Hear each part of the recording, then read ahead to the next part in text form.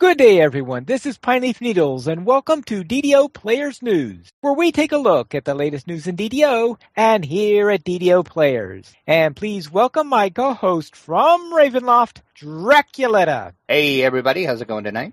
Everything's fine over here. How are things up in Transylvania/Ravenloft? Very stormy, but other than that, not too bad. Very stormy. A nice, moody set for a gothic novel. Exactly. And tonight, we have a special guest with us, DDO Central. Hello, everyone. Hello, and welcome to our show. Thank you. All right, and we'll begin with the traditional hazing. the traditional question is how you got involved in Dungeons & Dragons, DDO, and the DDO community. Well, I was a first edition pencil and paper player from way back in grade school. And, Nice. And I played for probably several years all the time. And, I was a huge fan of the S-Series modules and all the classic first edition modules. And then as I got older, I stopped playing. I still watched what was happening in the Dungeons & Dragons world. And then about 5 years ago, just randomly, I found out about Dungeons & Dragons Online. I installed it. I was a free-to-play account for probably about a month, and then I signed up for VIP, and I've been a VIP ever since. And about less than 1 year ago, in September 2014, I decided to start getting involved in the DDO blogging community and create the aggregator site that is DDO Central. So far, we've had a positive impact on DDO's social media presence and blogging, and I'm going to continue to do this and watch it grow from where we are right now. All right, then. Now we'll get to you a little bit later on, some more details of what you're doing, but for now we'll head into our game news. And we'll begin with Update 27, Trials of Archons, which is now on the Lamania test server. Drac, what's happening over there? It is live on Lamania right now, and the only thing that's included are the 3 major quests. The raid is not yet on Lamania. Cordovan did say that would be coming soonish to Lamania. So for everybody that wants to check out the raid, you will have to stay tuned. And of course, with the release of the Update 27 means we have release notes. And once again, as we always say, these are Lamania only, and they are subject to change, so keep that in mind. And anything interesting in these release notes, other than, of course, our 3 new instances? Well, there are a few things. The Airship Guild Tavern Regeneration will now allow players to swap and select spells and rejuvenate your clickies, which would be kind of handy if you pop on your airship and you want to do that instead of having to go to a tavern. You can now do that on your very own airship. The guild color for the top renowned guild will now be a purplish color instead of the red color that it is now. And I know... Any reason for that? Well, I think they didn't say, but my guess behind the reason is I've been running around and I see that red name and it freaks me out every time I see somebody run by me with a red name. So I'm kind of thinking that's why they're changing it. Because, usually when you're in a dungeon or something and you see something that's red, it's bad and it kills you, almost instantly. So I'm kind of thinking that's why they changed it. Cordovan on his live stream last Friday did say that change actually didn't make it on Lamania yet, but that will be coming soon. So if you go on Lamania and you're one of the top-ranked guilds, you're still going to be a red name, but that's going to change. And the big thing, I think, out of all the release notes is Hirelings got some little AI fixes. Ooh. Yeah, we'll see. They fixed some... I know, we'll see the truth of it. Yeah. They fixed some conditions that would cause your hireling to go, quote, brain dead, unquote, during combat, which has been my biggest battle cry for a long time, that the hirelings stand there and don't do anything, or they do something for a while and then they quit. Well, supposedly the AI has been fixed, and they shouldn't go brain dead anymore, and they did make more improvements to the stand your ground command, which they have been trying to tweak for a little bit.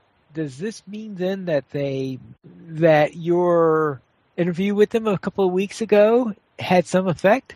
I would like to think so, Pine Lane. I would like to think I had just a little bit of a little push towards getting this done, but we'll see. We'll see. That's really influential, since on the last episode we reported an update on Borer test notes during our Lotro Players news, where something mentioned on the previous podcast had suddenly changed. Is that right? Yeah. See, maybe the Players Alliance wields a little bit of power that we didn't even know. Right. Also, the champion hunter in the Hall of Heroes has been renamed to Monster Hunter. Okay. Don't ask me why. And They thought that he was hunting champion? I guess it was confusing to people, so now it's a Monster Hunter? I don't know. Also, just a few other things. The Devils of Shabaroth, of course, part of the new expansion areas. We did report this before, that players will no longer need to own the Devils of Shabaroth Adventure Pack. This is free-to-play or premium players, of course, to travel to the Amaroth public area. You still won't be able to actually pick up the quest in there, but you can actually go to the public area now if you're free-to-play or premium. And also in the Hall of Heroes, there is now a Planescaller to Amaroth as well. And then there was just some little minor bug fixes in a couple quests. And that really is about it. I guess the big thing is just all the new Shabaroth content. That's part of the update. Right. And I noticed that this is level 13. That means that when it comes out, we can actually try it out? We can. I was going to say that's something we can do, because, yes, it's the heroic actually starts at level 13. So awesome to see that. And what's the level of the current quests that are in that area? I want to say they're about, I think they start at about 13 or 14 and they go up. So all right. There are some stuff that we could actually run now. We are up level 4 now. I don't think there's much low. Dan Kimber in the chat is saying it starts at 19. Okay, so therefore the new stuff is at a lower level than the old stuff. Yes, apparently according to Dan in the chat, it is 19 that it starts at. So okay, that's good to know then.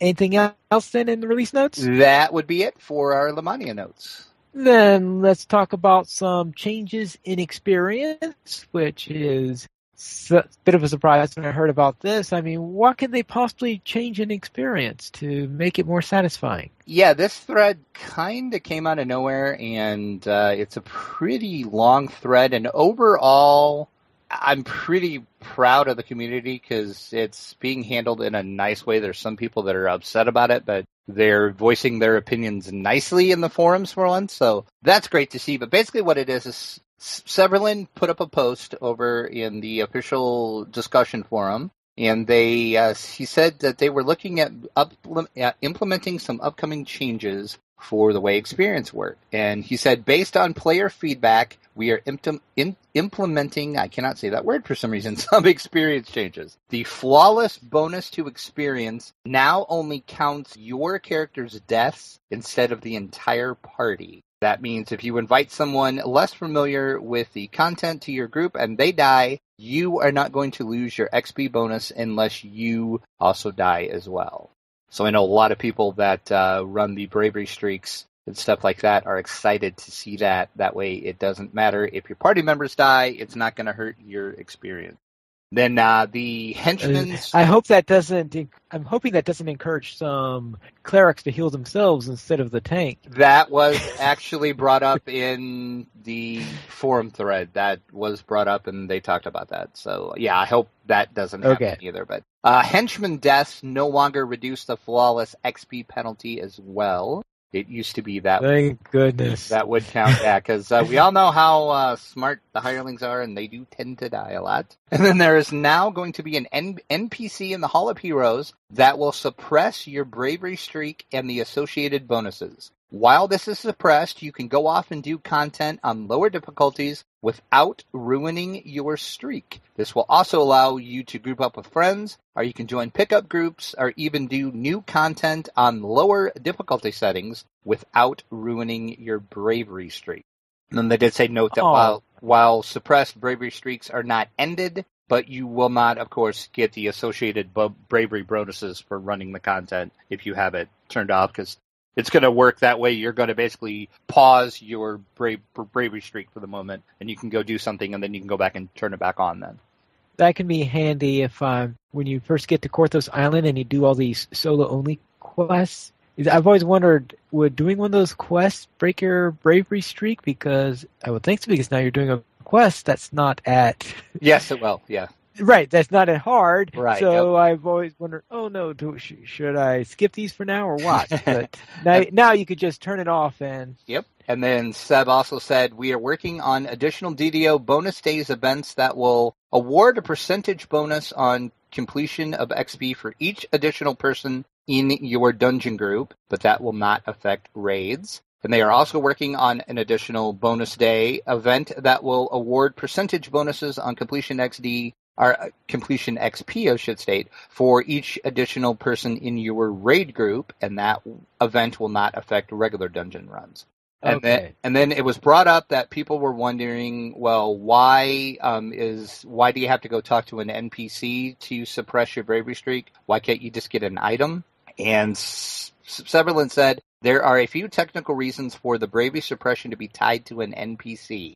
He brought up the concerns with the team about convenience, and they said they are also planning to add the NPC onto guild ships as well. And he stated it should be by your bar on the main deck, so you won't have to go below deck to get to the NPC. He should be standing right by your buff bar. Oh, you don't need to buy a special, and you don't have to buy the NPC for your ship? Right, no, it didn't sound like it. It sounded like that was going to be added automatically, and that's just going to be for convenience, so if you don't want to trek all the way to the Hall of Heroes, you can just hop on your ship, and you can turn your streak off as well.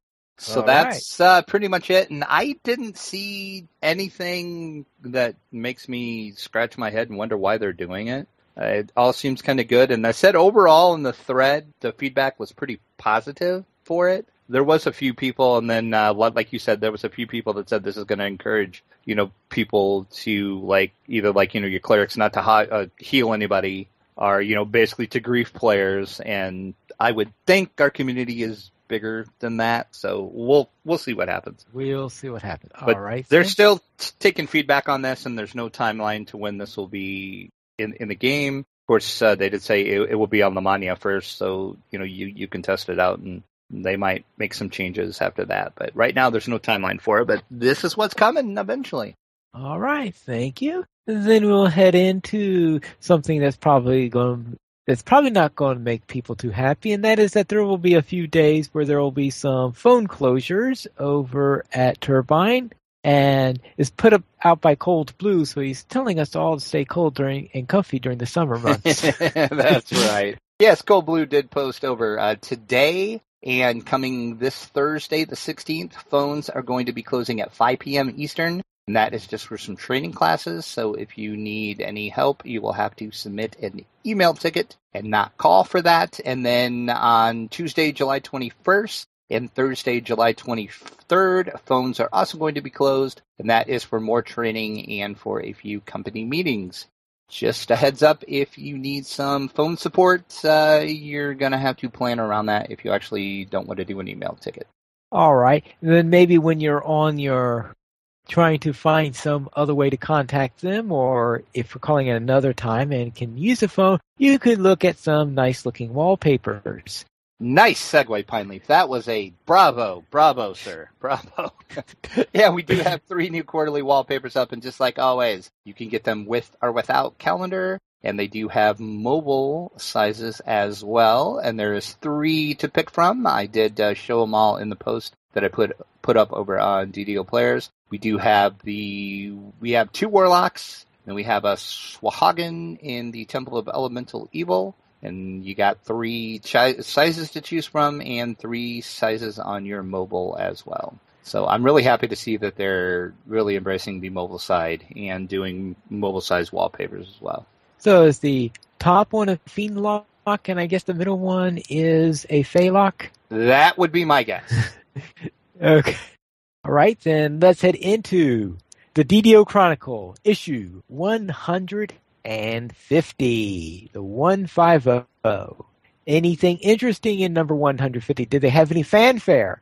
No, it was just another issue, Pine Leaf. See, and here Oh. you were all hyping the 150th issue, and it was just a regular Chronicle. Well. Do you feel let down now, Pine Leaf? I take it the silence says yes. In the Chronicle in the Community Spotlight, John Welch is starting to write about a monk. Man, I cannot talk tonight. Click over and check out his information, tips, and more about the monk. We have a new blog in the blogosphere for DDO, and that is by a player named City. You can click over and welcome City to the blogging community, and I'm sure our guest will talk about that later. The House of Grouse also is now blogging about DDO, so we picked up 2 new DDO blogs this week, which is always awesome to see. Couple events that are running. The Halfling Summer Games continue to run every Friday night on Kyber, and DDO Cast Summer Scavenger Hunt Extravaganza is continuing. Click over and find out about that. And I know that is going to end when Update 27 releases to live, so whenever that might be, that's when their Summer Scavenger Hunt ends. So seeing it's still on Lamania, you still have some time. And Dan Kimber in our chat room says, make sure you bring your short jokes with you to the Halfling Summer Games. Because, halflings. Ginger, Okay. Ginger, you got nothing, do you, finally? Ginger Spice is starting a new video series, and that is about the Warlock. Click over for the introduction video to that. And if you know Ginger Spice's videos, they are always amazing, and I'm sure he will do a great job at that. The last episode of DDO Cast had listener questions with guest Samus Garobo. And the Damsels of DDO undergoes crucible therapy, and that's when they forced me to do the crucible, and it was horrible, and it was evil of them to make me do, but you can click over there and watch that if you want and hear me complain about it the whole time.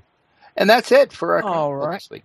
Okay, that's quite a bit. Then let's head into our store sales. Anything interesting on sale this week? Slayer count boost, shared bank, platinum vaults, bag deposit box, and your upgrades. And Jewels of Fortune are all 20% off. The summer sales event continues. You can get 35% off the Favored Soul, which I'm kind of tempted to pick up a Favored Soul. I can't decide if I want to try to grind the favor for it or just buy it since it's 35% off. We'll see. Omni Spelldust and Stones are 75% off in the store right now. The Colossal ingredient bag, when just a small or medium bag won't do, you want Colossal.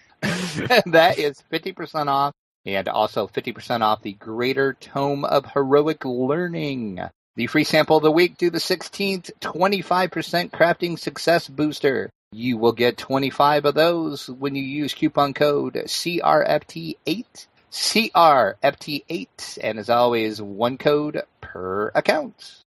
Then, with that concluded, let's head into our site news. And our first little item is that we have another poll, and that is, what is your favorite class to play? And it looks like in the article you have a picture of each of the classes up. I did. How convenient was I to put that in there so you can see all the classes? Hold on. Or is there somebody missing here? Shouldn't be. Well, it looks like I don't see a Warlock. Oh, yeah, the Warlock. I didn't put a Warlock in. No wonder the Warlock finished so far down the list. So you're blaming it on me, Pineleaf. That's what you're doing. You're blaming it on me. See, you're just blaming it on me because the Rogue won. That's all. I see how you just skirted around that. You didn't want to come out and say it, so you just. I see. I got y'all figured out now, buddy. No, this was a very popular poll for us. We had 101 total voters, which I would have to go back and look, but I think this is one of our highest voted polls. And not bad for a poll I just kind of thought about on the fly when I did the post about Wizards of the Coast survey last week. So thanks, everybody, for voting in this. As I said, 13%, our 13 votes, did vote for the Rogue. 11% for the Monk, which surprised me. I didn't figure there'd be that many Monk votes, but apparently people really love the Monk. Ranger came in third at 10%, Paladin 9%, the Artificer only 8%. Sorry, finally. Only 8%? I don't have a favorite, 7%, Barbarian 7%, Druid at 6%, Bard was at 6%, Wizard at 6%. Cleric was at 5%, Sorcerer 5%, Warlock only got 4%. The Favorite Soul only got 4%, And the poor fighter got no votes. No votes at all. Whoom, whoom, Yeah. whoom, And I know in whoom. the fan side section over, because I always post a link to our polls over there, one of the comments in there were maybe the devs should take a look at this, even though, we don't have a lot of players voting in this. It's a very small sample size. But maybe that should tell them something that the fighter got no votes. So maybe it's time for a fighter change. Well, the trouble with the fighter is, I think, let's face it, there isn't much interesting about the fighter at all. And what can you make interesting about it? The fighter is actually one of those things that doesn't cry for anything. A fighter can be just about anything. And you have to work at it in order to make, I think, an interesting fighter. Now, I do remember one time I tried making a fighter hoping to do something that was like my Warden on Lotro, and that's when I discovered something horrible concerning DDO. There are no spears. Okay, devs. Pineleaf needs spears. Make it happen. Right, no spears. So I couldn't make a real Warden type because no spears, no Warden. And it looks like Dog Glendower said, I like splashing a bit of Artificer in every build I make, and pure melee arties or a lightning blast. And do you agree with that, Pineleaf, since you're the artificer of the podcast here? Well, I've never done a pure melee arty. I've done ranged arties. Yeah, that's true. So I can't. You do always use a bow. That's right. Yeah. Right. So I cannot make any comment about pure. I'm a pure ranged arty, so it's very different on how things go on there. And Jeff Hanna from DDO Gamer says, I like some better than others, but still no clear favorite. It depends on how much I kit them out and what playstyle I develop for the character. All right. And our guest, what's your favorite class? Is the Paladin. The Paladin. Yeah, I played Paladins when I played Pencil and Paper. I also like Monks, though, in DDO. I wasn't a big Monk fan. I don't even remember if Monks were really in the first edition. Oh, yes, they were. Okay, I don't remember. I remember them. I definitely remember them from those days. Yeah, but I was always a fan of the Paladin, so that was my first character in DDO as well. All right. I did once play a Paladin in Pencil and Paper. And yeah, that was an interesting one, especially trying to... I remember the rest of the characters say, probably the most memorable line I can remember them saying concerning my play as a Paladin was that at least I wasn't as annoying as most Paladins are. Well, we always played good characters. We were a bunch of mostly good aligned characters, so the Paladins fit in well into our group. But, yeah, that does help a little bit. So let's go to our DDO player screenshot of the week, and Drac, it looks like that you have put yourself into this one. I decided to put this in just as a little jab at you because last week we learned you don't like pirates, so I thought we need a pirate screenshot just so Pineleaf has to see a pirate. So that's the story behind this week's screenshot, folks. Nothing more than me just getting a Pineleaf. All right then. You have a screenshot you're proud of, podcast@ddoplayers.com, and we will include it on the site in our weekly screenshot. All right, then. Then let's head into News Beyond DDO. And, of course, we have another episode of Titan's Grave, and it looks like they are heading down towards a conclusion because I think that this must be one of the major stages of what they were supposed to do in this particular adventure that they are doing.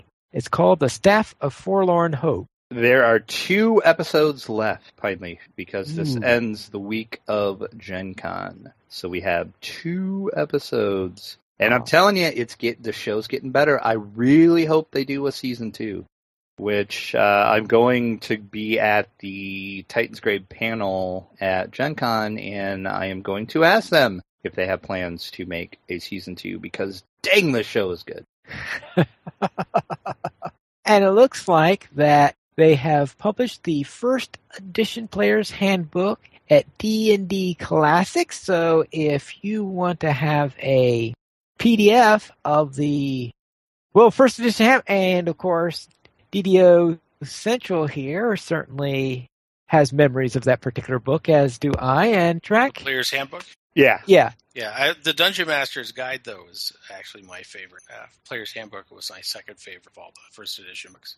Which I'm pretty sure if this goes along the same lines what the 3.5 re-release PDFs will go, the Dungeon Master and Monster Manual will be, well, actually it was called Fiend Folio back then, but they should be coming fairly soon. What? No, it was called the Monster Manual. Yeah, the Fiend Folio is a separate book. That's right, it was. You're right. Yep. That that I'm was pretty old, so I remember the Monster Manual being released and then the Fiend Folio suddenly being available. Right, yep, you're right. That was the succession. And as I look up at my bookshelf, I can see I have both the Monster Manual and the Fiend Folio. So, yes. Yeah, those are some pretty disturbing pictures. In the Yes, they are. Folio They are, yep. For somebody in grade school. Yeah.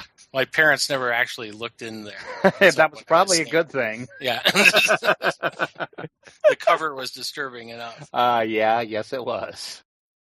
And Baldur's Gate Siege of the Dragonspear expansion. And what is this all about? This kind of came out of nowhere. I did notice all of last week on the official Baldur's Gate website, there was a countdown timer on it, and I thought, so I didn't really report on anything because I didn't think anything was going to come of it. Well, it was countdown to the expansion news. Of course, it is called Siege of the Dragonspear, and it's a, quote, a massive addition to the epic RPG franchise. And if you've ever played Baldur's Gate, you know the whole Baldur's Gate series was awesome.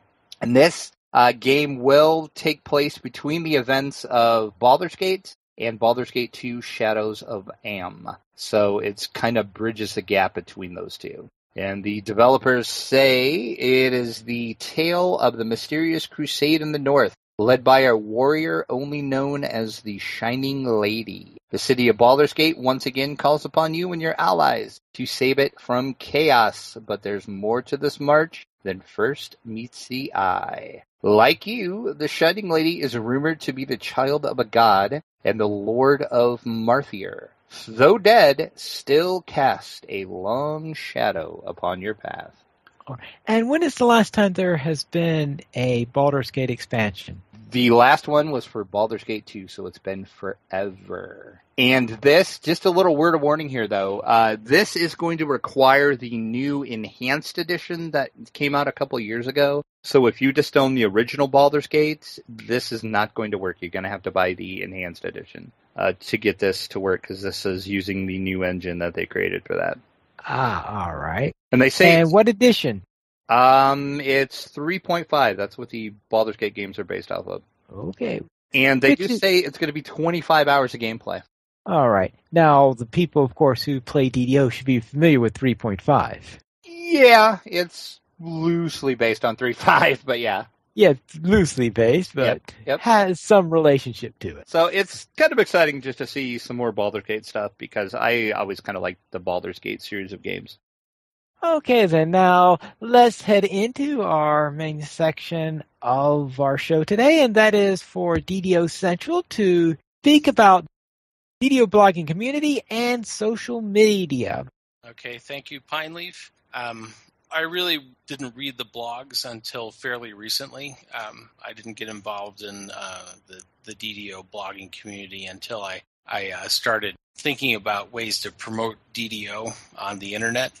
And I asked Cordovan, our community manager for DDO, if he could start a blog to help drive traffic to the main DDO website. And he said, well, I don't think it's probably worth the time. So I just I took this on as a project to show that with only a minimal amount of effort that I could make a difference in website traffic and also promoting the game. So over last September 2014, over a Friday night and a Saturday morning, I set up my very first WordPress site, and that's ddocentral.com. And I spent maybe an hour here and there tweaking it, adding things to the site, learning more about WordPress. And I set up Facebook, Google+, Twitter, and Tumblr accounts, and they're all linked to the site. And I reblog what other people are blogging about in the DDO blog sphere. And there's about 30 blogs, and maybe about half of them are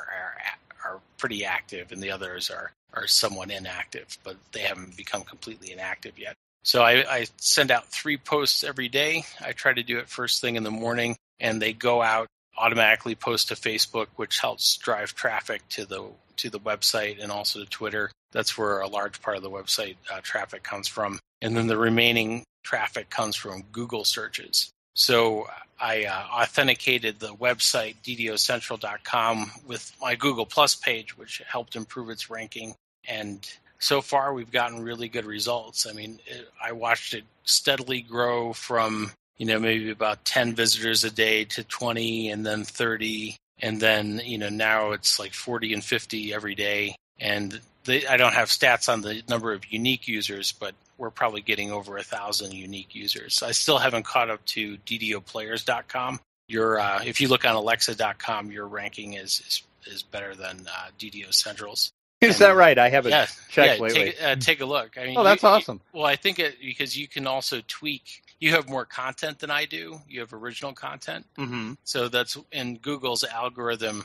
They penalize reblogging. Oh, okay. So even though my site's really active, that's something that helps push up your search results if you're blogging every day, right? Which you're doing too. But at the same time, all of your content is original. So mine is, being reblogged from other blogs. So that's actually a penalty. Okay. But I mean, I've helped. I looked at the search terms that people are using to find the site, and I am pulling in people who aren't playing DDO right now, people who are searching for fantasy topics or video game topics. There's even one post that I posted months ago called Tank Girl the Sequel, and it was a blog post by Evennote that she posted on her blog years ago about tanking in the Tower of Despair raid. And the funny thing is, when anybody searches for the movie Tank Girl, a sequel, they find that it shows up on the first page of the Google Google search, and then they click on DDO Central, and that helps drive up my traffic. So like at least once a week, somebody clicks on the DDO Central website when they're searching for Tank Girl sequels. So that's the thing, is the more content you have on your site, even if it's not really related to video games or to Dungeons and Dragons, the more traffic you're going to get, and that'll help push up your games. So I mean, I've helped draw people into the game. I'm pretty sure, because people are checking out the different social media links that I have on the website, and also the About section. And then they're clicking on DDO.com. And also I've helped drive traffic to all the other blogs. So one blogger actually started reblogging again, or started blogging again, because he noticed that he was suddenly getting hits on his website. And he told me about it. And I said, well, I'm reblogging your posts. So, and he started getting traffic again, and he started posting again.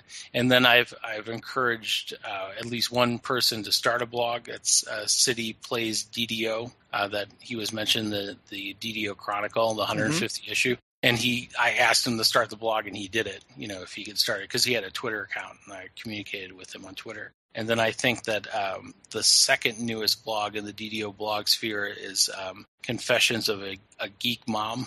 I love that. I love that blog. She's doing such a great job. Yeah, she is doing a great job, and she's friends with Jeff Hanna, who does, he has his own kind of aggregator or like substitute for my DDO, and where he blogs and other people are blogging about DDO.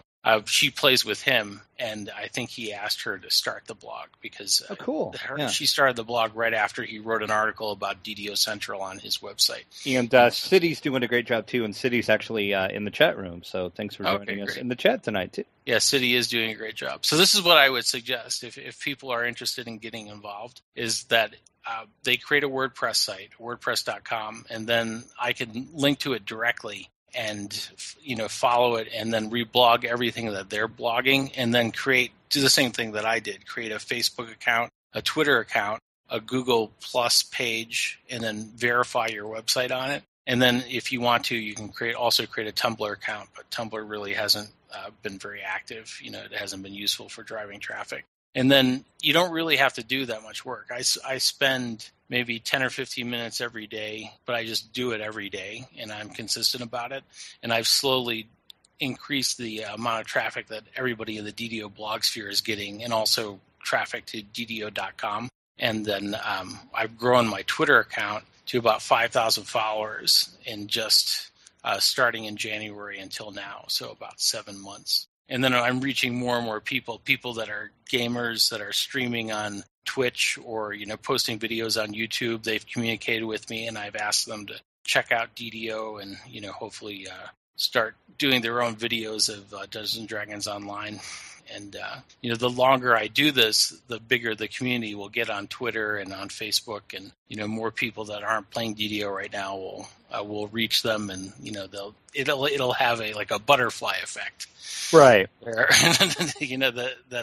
the larger the Twitter community is and the larger the DDO blog sphere is, the more people we can draw into the game. And if we do it, if we do it long enough, I've just been doing this for less than a year, and I've already made a significant impact. If we keep doing it, we'll draw, a non-trivial number of people in just from doing this. And I know I mentioned it when we talk about Jeff's blog that he put up over on DDO Gamer about the different, blogs of DDO. It's great to see how the community has grown.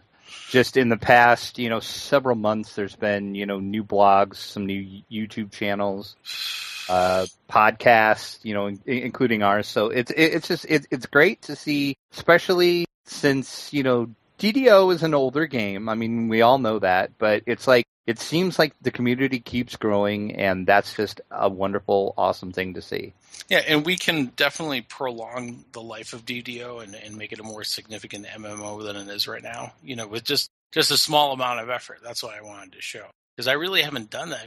I spent probably about 8 hours setting up the blog, and then maybe an additional 8 hours or even less than that, adjusting things, learning more about WordPress, in the blog. And then since then, I just really maintain it. It takes me like 10 or 15 minutes a day, and a lot of time I do it when I'm on the phone or I'm doing something else. So I'm not really spending any time, but it's starting to have a significant effect. I'm building my Twitter account, and I probably hit 10,000 followers by the end of this year. And then once you get to a certain size, it'll start growing exponentially because more people will start following you. It'll come up in suggestion searches, for who you should follow for anything related to gaming or RPGs or anything like that. All right. Anything else you have to add?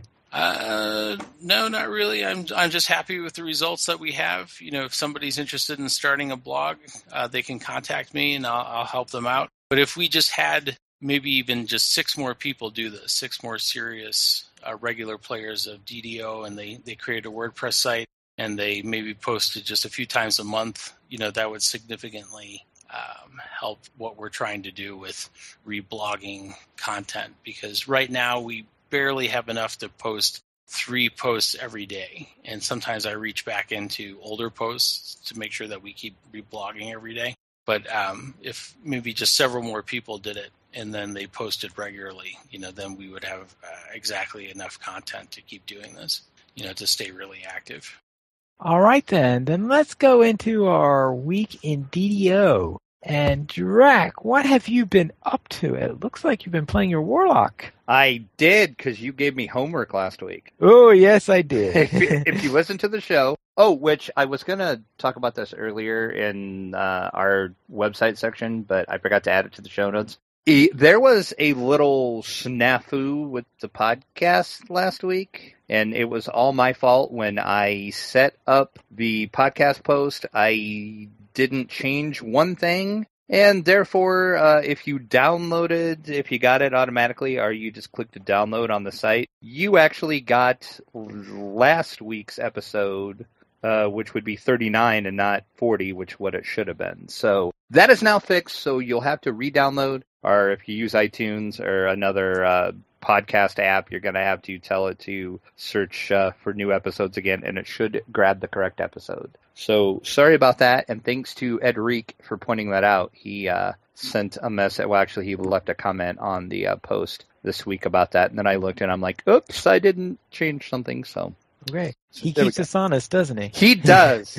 He is our official stalker. We have called him that for a while. So Yes. see, he was stalking us again. So, but thanks, Edric. Yeah, my warlock. I wanted to get to level 7 because Python and I talked about maybe running 2 warlocks through the temple just for the fun of it to see what would happen. So I needed to get my warlock to level 7, which I managed to do, and I managed to hit 200 favor in the process. I did double yay. Yeah, I did some House Beneath quests, and I ran them all in Elite. And these are quests that I haven't done forever, and the only reason why I did them is because you talked about them last week, and I forgot all about them. I thought it was because of the shady rogues. Well, yeah, I kind of thought about it when I watched them do it, and then you talked about it, and I'm like, oh yeah, I need to do that. So I did Depths of Despair, Depths of Darkness, Depths of Discord, and the Depths of Doom. And then I also did the Swiped Signet in the Marketplace. That was on Elite as well. And then I started to go out into the Red Fens, and I only did one thing out there. I did the Last Stand. That was on Elite as well, and that is the one that actually gave me enough experience to reach level 7 on the Warlock. Yay! So apparently at some point we're going to run some Warlocks to the temple to see what happens. And see what happens when you have 2 characters of the same class, and I mean both pure warlocks, I believe. Yes, correct. Yeah. And trying to run the Temple of Elemental Evil. That should be fun, at least until we reach the Gatling ballista. You and that ballista, you just are afraid of that. Yeah, that ballista. that ballista is my bane. It is. And speaking of the temple, I took my level 14 rogue in there one more time just to see if I could get some name drops. Nope, still no name drops. Nothing, not at all. Finished part 1, no problems. No name drops, though. Then I went into part 2. Still got no drops. Made it to the boss, and I pretty much got owned. Well, that's no huge shock, is it? Well, I thought I'd last a little longer than I did, but I might have to look at my strategy a little bit because, she chewed me up and spit me out and laughed about it. So yeah. Yeah, that sounds like the boss in the temple. So, yeah, Zuggedmoy is still alive because I failed to kill her, but I'll see what I can do about that. And then I also did a couple Crystal Cove runs with Saba Jade and Mythery from the Damsels. And I finally got enough stuff where I upgraded my Spyglass to the level 20 version. So now my rogue has to get to level 20 so I can use my cool new Spyglass. Yeah. I figured that by the time I get to level 20, the Crystal Cove would be out again. It might be, maybe. My Ranger Rogue hit level 14 as Pine Leaf and I were questing, and I will let him talk about that. And the only other thing I did this week, not game-wise, but it was kind of game-wise, I was a guest on the last episode of DDO Cast, which actually I see is out and available for download now. And that was with Lessa, and we talked about surviving conventions. And we also had a little chat about Update 27 and the experience changes. So go check out what Les and I have to say about how to survive conventions, because it is convention season. Ooh.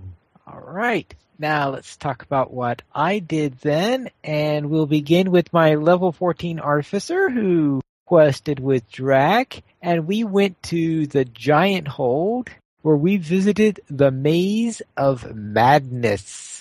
It was mad and it was a maze. Yeah, that is for sure. It was a maze. As for a maze with minotaurs in it. Oh, what a shock! So, but we managed to get through that eventually. But yeah, we didn't have too big a problem. The only problem we had is there was a couple of the levers that we had to figure out the exact way to throw them. Because it was, if you're familiar with that quest, it's kind of one of those, you like pull a lever and one door opens and then you got to run through and then you got to figure out which lever will open that door again so the other person can get through. So there was one spot where we had, it took us a little while, but other than that was really the only problem we had in there. And then on my video series, I ran the quatrain of the House Beneath, the Depths of Despair, Darkness, Discord, and Doom. Turbine is probably wondering, why is everybody running these quests again all of a sudden? Yes.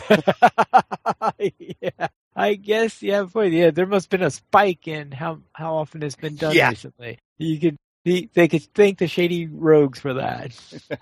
And on my permadeath monk, I suddenly realized that, well, I think last week I said I had done all of the Sharn Syndicate. I realized suddenly that, no, I did not yet do Come Out and Slay, so I went and took care of that little situation. And then I ran through the steam tunnels with the Sacred Helms, the Blockade, Caverns, and Halls of Chanticleer. And when I was doing the Caverns of Shog, I reached level 5, which meant that I completed the Sharn Syndicate and I completed steam tunnels and I reached level 5, and that is the point where I say success, and that ended that particular series.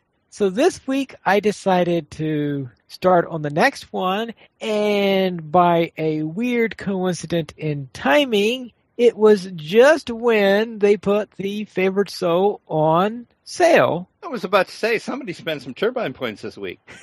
So therefore I thought, well, that must be a message that it's time for me to have the Favored Soul join in this little party. So I created this Favored Soul, and I ran through Korthos Village, Korthos Island, and I arrived at the harbor and did Bringing the Light, and there I reached level 3 with all of this. So now I'm a level 3 Favored Soul, getting ready to do quests within the harbor. Nithpon in the chat says, and this is related to the quest we were talking about, I'm imagining someone in a monitoring room at Turbine going, okay, we got it, we're getting some unusual activity from these quests. Something is definitely going on.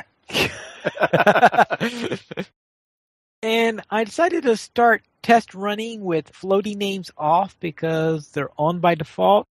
So I decided to test running with them off. And this is the first time with them off that I noticed what the icons above the heads of the trainers were like, and how each of the trainers have their own individual icons that fits their class. And I had never noticed that before. Seriously? Because there was text on top of it. Seriously, you never noticed that? Yeah, I noticed that there were icons there. Right. But since most of it was obscured by the text, Oh, that's awesome. Then in the Temple of Elemental Evil board game, I was running the Siege of Red Larch. And I've concluded that that's not too difficult of an adventure, but if you do something wrong, it's very unforgiving, because I managed to it's very easy to get yourself into a tight corner that you can't get out of. So I got into a corner, and I had this very uncooperative water cultist who refused to hit me. I mean, everybody else, the enemy had I had a lot of trouble hitting the enemy, and the enemy had a lot of trouble hitting me. And this water cultist, I mean, I just wanted to be hit by the water cultist so I could be sprung to a new tile. But no, he just couldn't hit the broadside of a barn. So I was stuck there and when I finally did manage to get out, I think the water cultist finally hit me or something like that. I then tried to put myself into a new location, and I thought I maneuvered everything nicely so I can get through, and then I accidentally put the doppelganger. Oh, that's right. I was forced to put the doppelganger right in front of me in the direction I wanted to go. And unfortunately, at this point, I had all 10 monsters out. So in other words, whatever I killed would be the next monster to come out, because due to the rules of the game, since I was playing with a single character. Oh, okay. And so therefore, since I had all 10 monsters out, if I killed the doppelganger, which is the monster that was directly in front of me, then another doppelganger would come out. Another doppelganger would come out, then I would be put back at the beginning. Sounded like a vicious cycle, plainly. So eventually I decided that, all right, I had to arrange it. Oh, that's right. So what eventually happened was that I eventually, of course, got killed, and when I went to get killed, then the monsters all rushed towards the NPCs and started killing them. And the rule is that a new monster will come on every turn until all the NPCs have either been saved or killed. So at least then I was able to start whittling down the monsters and get them down. But it was like painful going through several turns with 10 monsters on the board. It's like, oh, good grief. So that was my rather trying time through the Siege of Red Larch. Of course, eventually, with 10 monsters on the board at the same time against one player, you can imagine I eventually went down. Yeah, that sounds like a bad time. Yes. All right. So DDO Central, what did you do last week? And Crystal Cove, and I helped some guildies out with things that they needed done. It was mostly low-level quests.